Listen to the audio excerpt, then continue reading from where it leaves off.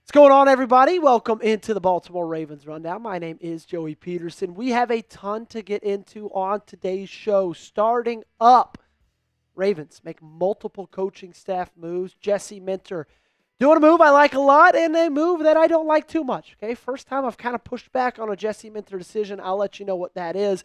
After that, we're going to talk the latest on Nnamdi Madubuike's injury, and then we're going to round out the show with a little bit of A.J. Brown trade rumors. Okay, so stick around if you want to see those, and stick around for daily coverage. If you have not subscribed yet, here's our live sub count. Hit that sub button down below. Let's make that number dance, and let's add at least 35 subs off today's video, so that way we can get to 45,200 subscribers. Jordan Schultz is the one that broke the news this afternoon. Sources: the Ravens will not retain quarterbacks coach T. Martin under the new coaching staff. A massive change, as the well-respected Martin has been in Baltimore since 2021 and is one of the people closest to Lamar Jackson within the organization. I'm not going to lie. I do not love this, okay? I'm not saying I hate it. I'm just saying it's not one of those moves that I necessarily love. Like, it feels like every single step that Jesse Minter's taken, I have been right there with him. I've been cheering him on. I have been saying, look, that's a great move, man. So pumped up about it, and I don't feel that way about this one, and really solely from the Lamar Jackson aspect of things. Lamar Jackson and T. Martin are so close, man. Don't believe me? Just listen to either of them talk about each other. They care about each other so much. T. Martin has been an important part of his development, of his story in the National Football League, of how he's been able to develop as a passer of the football. And I am in the camp of, look, man, let's make Lamar Jackson happy. Now, you don't need a LeBron James him and let him be the GM and let him control this franchise. But I do believe in keeping your franchise quarterback, a two-time MVP winner. I do believe in keeping that guy happy, keep a smile on that guy's face, and I don't know if making this move does that. That's one of my thoughts. The other one is, look, this is Declan Doyle's staff. He's a brand new play caller in the National Football League. And I am under the belief that when you bring in an offensive or defensive coordinator or a new head coach for that matter as well, it is their jobs to fill their staffs out with the people they want to be there. And so I want Declan Doyle to have who Declan Doyle wants to have. I want Jesse Minter to have who Jesse Minter wants to have. But I also want Lamar to have who Lamar wants to have too. Obviously, you can't make everybody happy. But thankful for T for all he did for Lamar, for the Baltimore Ravens. He's been an integral part to the success in this organization over the last 4 seasons. So I am wishing him well. And I want you guys to show some love for him as well by hitting that thumbs up button, liking today's video. Not only is he a Baltimore Raven, he's also a Tennessee Volunteer. So this news is doubly big for me in an unfortunate sense. So show him some love by liking today's video. And some good news on the coaching staff. Sean Callahan is the one who tweeted this one out. Staff update: Nebraska safeties coach Miles Taylor is leaving Nebraska after about a month to rejoin Jesse Minter with the Baltimore Ravens. He will come on to the Ravens as a defensive backs assistant coach. It's been an interesting last decade or so for Miles Taylor. He was a player for the Iowa Hawkeyes for 4 seasons, the safety from 2014 to 2017. He immediately came on as a grad assistant in 2018. Then he came to Baltimore as a defensive intern in 2019. Obviously worked for Jesse Minter during that time, who was the defensive backs coach. Then he became the defensive backs coach for the South Dakota Cougars in 2020 through 2024. Came on as a coaching fellow in 2025, again, for Jesse Minter in Los Angeles. And now they reunite for the 3rd time in Baltimore. Look, I love Jesse Minter stepping up and poaching coaches, even if it is at the collegiate level. I love him saying, look, I want this guy on my staff. And it is not going to stop me, the fact that this guy just signed a contract 1 month ago. I could not care less. I want him. I'm going to go and get him. And if you're mad about this addition, if you're saying, dude, he was a defensive backs coach at South Dakota just a year ago, chill out. He's an assistant, okay? Mike Mickens is your D-back coach. He's the guy who's going to be able to run the ship. Miles Taylor's just there to help him along the way. He's got connections with Minter. He knows how Minters like to have things run, and I think that's a benefit to this team. So now when you look at the offensive coaching staff, they are starting to fill themselves out. Obviously, you still got gaps at wide receiver, quarterbacks, and tight end.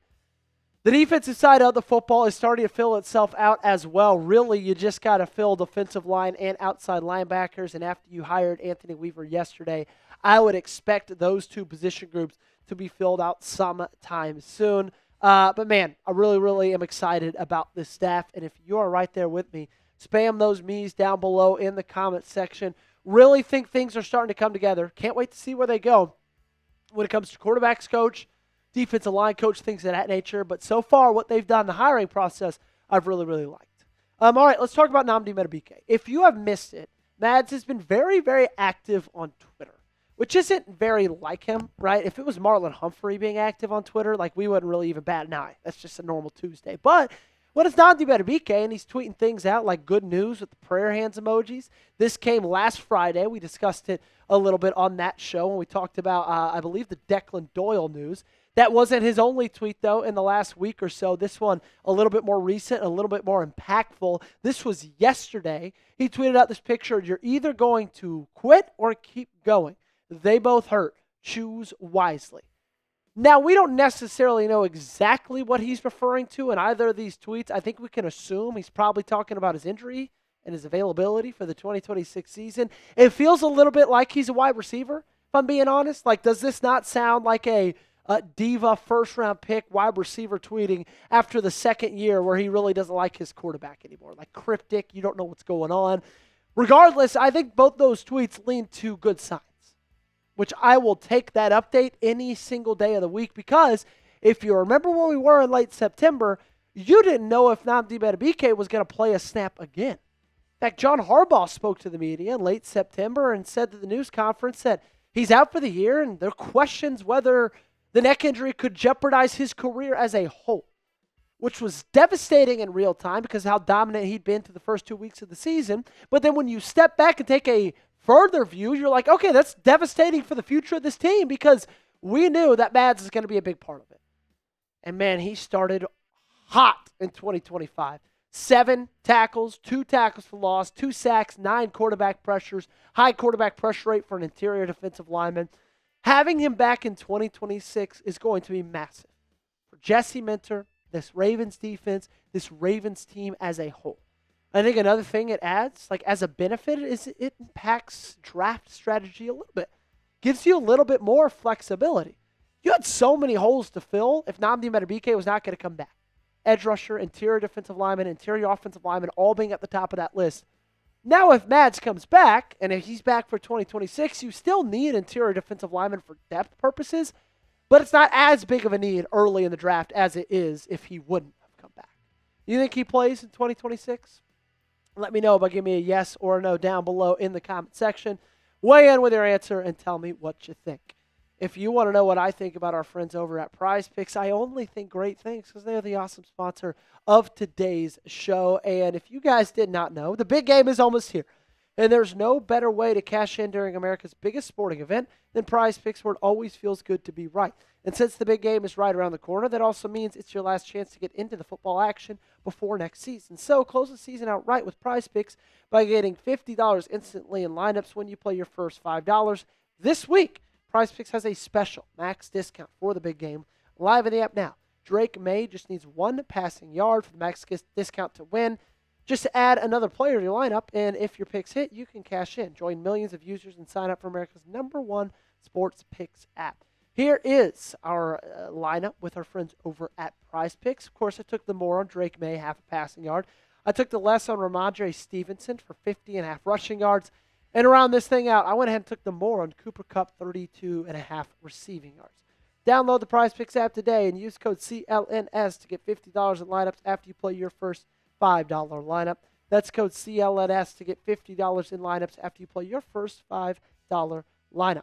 Link to this promo is in the comments and description of today's video. Prize Picks, it's good to be right. To round out today's show, I thought it'd be fun if we dipped into the rumor mill just a little bit. Derrick Henry was on with Kay Adams today and asked about A.J. Brown potentially being traded to the Ravens.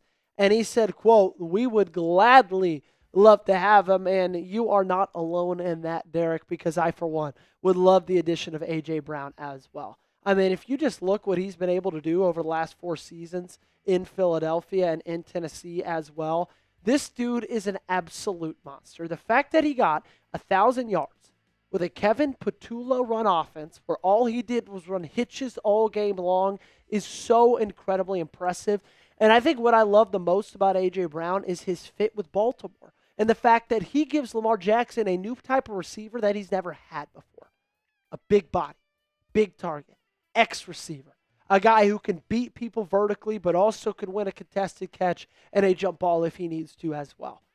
Money-wise, I don't know how much sense it makes. We'll probably dive into that sometime later throughout this offseason. But if you want the Ravens to take a next step into being a contender, A.J. Brown being added just might be that next step.